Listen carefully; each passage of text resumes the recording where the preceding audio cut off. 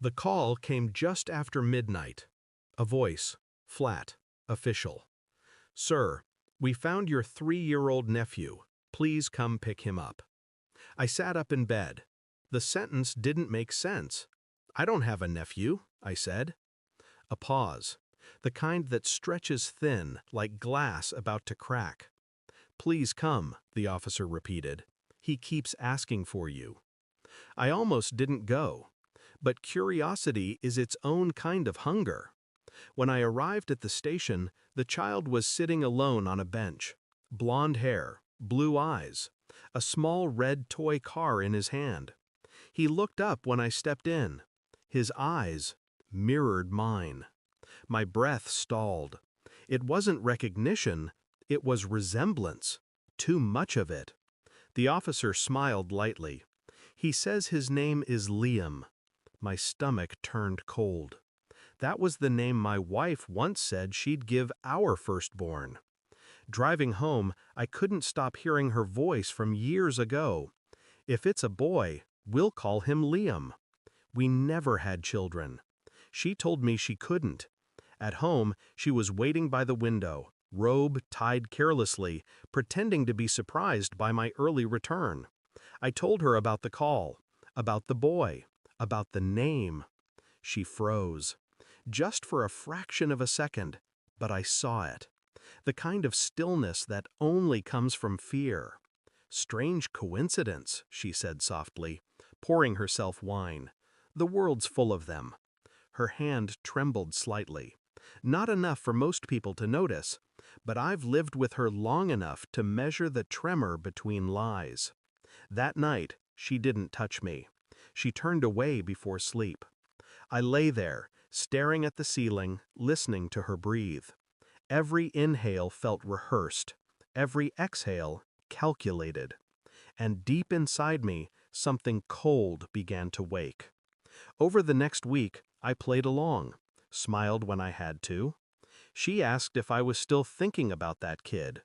I said no, but I was. I requested a DNA test, quietly. The officer had kept a record of the boy. A small swab was all it took. I told them it was for legal documentation. They didn't ask questions. I started watching her, not obsessively, strategically. She deleted messages late at night. She laughed too softly when her phone lit up. Sometimes she'd step outside to take a call. I'd watch her silhouette in the window, body angled just slightly away, as if guarding the conversation from me. At breakfast, she asked if I was okay. "Of course," I said, and smiled. The results came 2 days later. The envelope sat on my desk like a live wire. I didn't open it right away. I just stared at my name on the label, feeling the pulse in my jaw. When I finally tore it open, the world fell into a perfect, suffocating silence. 99.98% match. Not as father, as uncle. Meaning my brother was the father. My wife was the mother. That evening, I invited her to dinner. Candlelight, red wine, the kind of scene people associate with intimacy. She smiled like everything was normal, like she hadn't built our life on deceit. I waited until dessert. Then I slid the envelope across the table. She looked at it, confused at first. Then she read. And I watched her soul fracture behind her eyes. Her lips parted. No words came, just air. A whimper, almost. "You don't have to explain," I said calmly. "You already did." Tears came. Not the kind born of guilt, but of exposure. Her hands trembled, pressing the paper flat as if that could rewrite it. My brother. Her lover. Their child. She reached for me. I stood. The next morning I went to see my brother. He looked nervous, as if some instinct warned him. I didn't yell, didn't accuse. I simply handed him the same envelope. He opened it, his face drained of color. Then I told him quietly, "The police called me first." He didn't understand at first. Then realization sank in. She'd left the boy at a park, told him to wait for me. A final attempt to pull me back, to force my hand through guilt. A child as a weapon.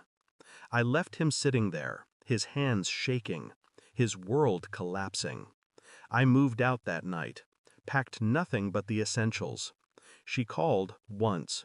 I let it ring. The boy was placed in foster care temporarily. I didn't contest it.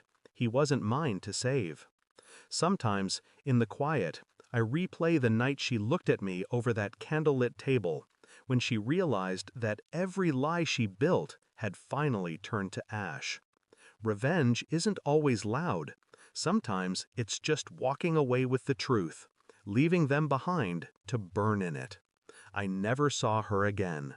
But every time I pass a playground, I hear her voice in the distance, whispering the name that buried her. Liam. Thanks for watching.